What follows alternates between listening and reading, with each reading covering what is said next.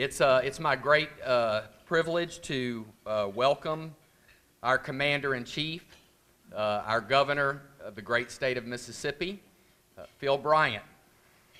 Thank you. Thank you, sir. Thank you. It's my great honor as a first responder to be here to honor you.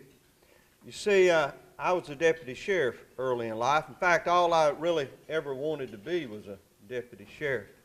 After graduating from the University of Southern Mississippi with a criminal justice degree, I was able to fulfill that dream in Hinds County. And so I know the feeling of intrepidation and joy when you're able to just simply help someone. Now, in those days, as we were talking, our training was primitive. In fact, I went to the YMCA to learn how to give first responder medical treatment, CPR. We had no training program. No one knew exactly what it was. Now, these were in the dark ages of the 1970s, so in 1977, several of us found out that the Y would actually teach you how to do that. Now, that was the old days of lifting the feet, doing mouth to mouth. But when you arrive on the scene and you're in uniform and you're in a marked vehicle, as I was as a young deputy sheriff, and people are hurting, they expect that you know how to help. And there was nothing more difficult than to try to explain to them that I was not medically trained. And when they were crying out for help for someone, and the best you could do was to try as you might to get someone there, to get an ambulance on the way. So I want to thank you for what you've been able to do to bring first responders to those life-saving opportunities now. And many of you, I read the bio and read the stories of what you have been able to achieve, arriving on the scene and actually saving lives, delivering babies. I've never had to do that. I've been in the room where I saw two delivered, and I never want to go through that again.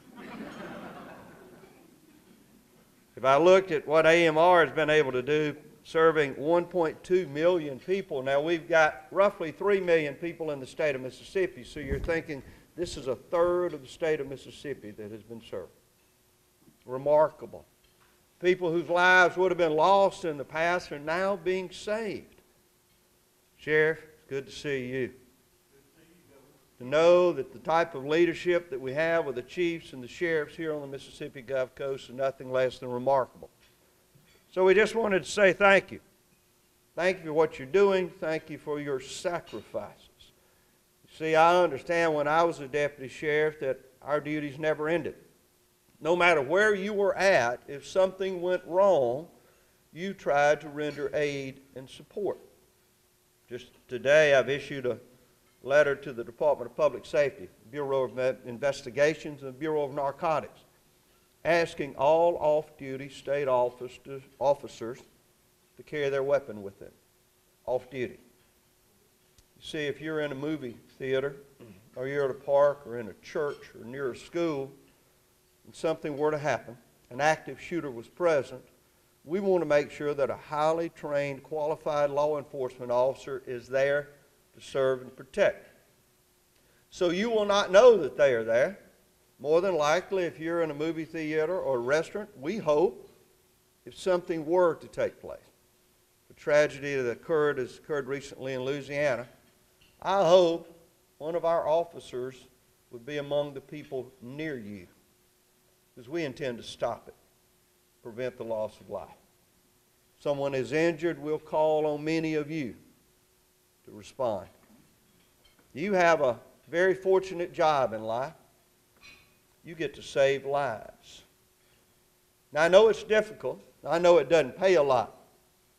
Believe me, I know it doesn't pay a lot. But each day, you have the rare opportunity of being able to respond to times of tragedy and to make a difference. In the military, when you save a life, they often give you a medal.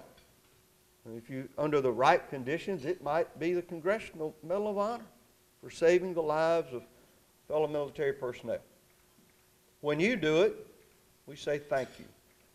Now today we took some photographs. We'll honor you here today and recognize that. I wish everyone across the state would do more of this so that we can let people know what you really do for a living is to keep people alive. You stay at it. As governor of the state of Mississippi, I'm going to render all the support that I possibly can. We're going to celebrate when we can. We're going to serve when we're needed. Now, on the 28th day of August, Friday at lunch, we're going to be at Jones Pavilion. We're going to celebrate the first responders, not only those that responded to Katrina, the amazing men and women, who many of which lost everything they had and stayed on duty. I can tell you, as I arrived down here that Sunday, like so many, right after church, with a truck full of water and food that my fellow church members had put together, and a nice brown bag full of homemade brownies that my wife had baked that morning. Had a nice ribbon tied to it. I think it may have been pink. About a couple of dozen of them. She said, "Take this with you." I said, "I can't take that to the fire department with a pink ribbon tied on it." She said, "Yes, you are." And as we got to the Gulfport Fire Department and unloaded those supplies at that time, began to work like so many volunteers, millions of volunteers that showed up. I think those 24 brownies were the thing that the fire department enjoyed the most. She was right again.